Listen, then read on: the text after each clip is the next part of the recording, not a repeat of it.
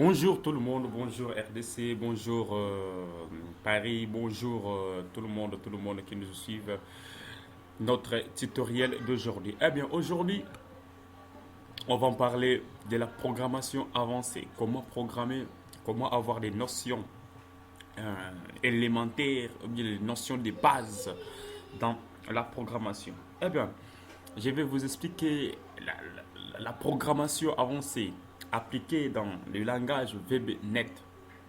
Je vais expliquer cela. Tout d'abord, c'est que vous devez comprendre que aujourd'hui, avant d'écrire quelque chose, avant de faire quelque chose dans l'ordinateur, vous devez toujours connaître l'algorithme et les marches à suivre pour résoudre ce problème. Eh bien, avec vous, on va parler de l'introduction sur l'algorithme, l'algorithme qui est une marche à suivre pour résoudre un problème dans la programmation, et puis les notions fondamentales de l'algorithme, et puis l'arbre génétique, c'est-à-dire les ordinogrammes, qu'on va parler avec vous, et puis la programmation avec VBNet en mode console.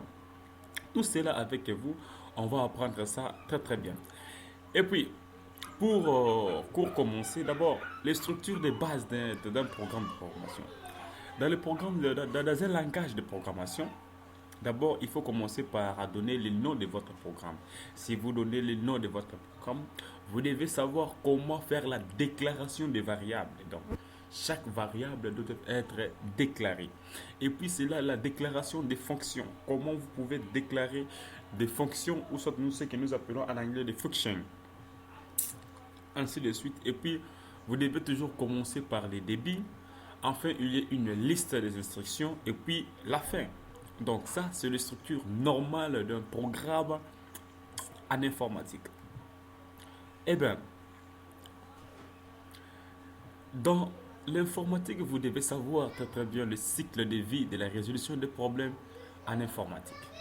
Eh bien, aujourd'hui, avec le développement des sciences et des technologies, nous sommes parvenus au monde de la programmation à la quatrième génération.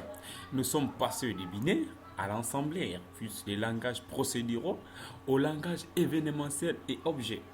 Eh bien, dans cette, euh, dans cette partie ici, ce que nous voyons une cycle de vie de la résolution d'un problème en informatique. Donc, on doit passer par les problèmes donnés, on doit passer par l'analyse, on doit passer par l'algorithme. Et quand nous avons l'algorithme, directement, on doit passer par le langage de programmation. Et ensuite, c'est l'ensemble des instructions que je crée sous forme de langage de programmation doivent être compilées. Donc, on parle de la compilation. Enfin, nous avons l'édition des liens. En plus, il y a exécution E, notre résultat que nous avons fait. Donc, ça, c'est l'étape normale de la résolution d'un problème en informatique. Voilà. Et maintenant, allons-y dans l'introduction sur l'algorithme. Eh bien, un algorithme est une suite ordonnée d'instructions qui indique la démarche à suivre pour résoudre une série de problèmes équivalents. Donc, un algorithme exprime la structure logique d'un programme informatique et de ses faits, il est indépendant du langage de programmation utilisé. Ça, c'est la définition complète de l'algorithme.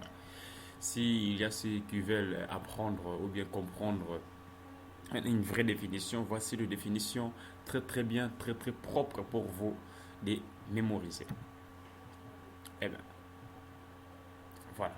Pour créer un algorithme, il faut d'abord commencer à déclarer les identificateurs, les variables, les expressions et puis les constantes. C'est quoi d'abord, premièrement, un algorithme? D'abord, un algorithme commence toujours par les mots réservés suivants, bien algorithme ou programme, suivi de son nom. Son nom est un identificateur. Il permet de nommer l'algorithme. Un bloc est toujours constitué d'une partie déclarative et d'une partie instruction. Il est subdivisé en quatre sous-parties. Nous avons déclaration des constantes, nous avons déclaration des types, nous avons déclaration des variables, et puis déclaration des procédures et des fonctions. Eh bien, tous les algorithmes doivent se terminer par fin algorithme, fin programme et puis fin algorithme. Ainsi de suite. Les identificateurs.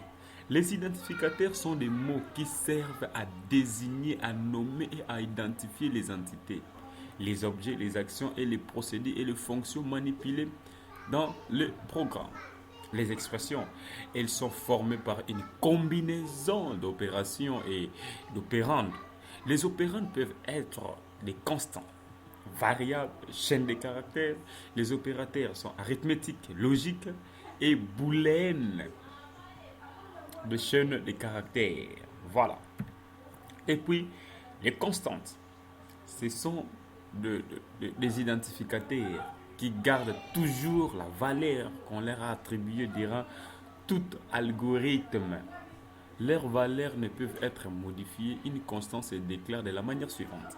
Quand je déclare cette constante-là que vous voyez, les costes ou constantes, est égal à l'identificateur, un identificateur qui est égal à une valeur ou une expression. Voilà. Et puis, variable. Là, vous tous, j'espère qu'une variable est une zone de mémoire. Quand on doit réserver une zone de mémoire, c'est une variable. Ce que j'ai donné ici comme définition. Une variable est une zone de mémoire où l'on peut stocker des informations identifiées par l'identificateur. Elle peut être modifiée dans le corps de l'algorithme. Une variable est déclarée via l'instruction var ou variable suivie de l'identificateur ou du type de variable. Voilà.